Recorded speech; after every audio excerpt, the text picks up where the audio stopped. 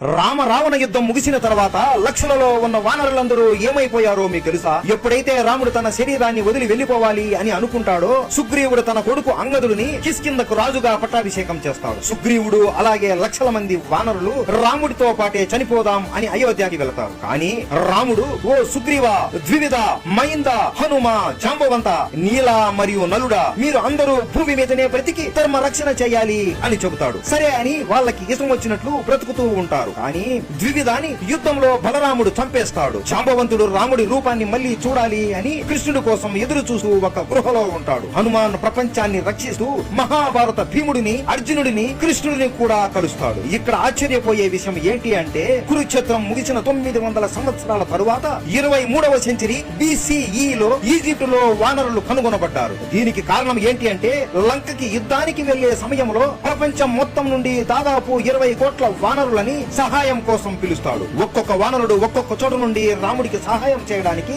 అప్పట్లో లంకకి చేరుకున్నారు. యుద్ధం ముగిసిన తర్వాత ఎక్కడ నుండి వచ్చారో అక్కడికి అందరూ మళ్లీ తిరిగి వెళ్లిపోయారు. అలా ఈజిప్ట్ నుండి కూడా వానరులు రాముడి సహాయం చేయడానికి వచ్చారు అని చెబుతారు. మీరు ఇది నమ్ముతారా? కామెంట్ చేసి చెప్పండి. జై శ్రీరామ్.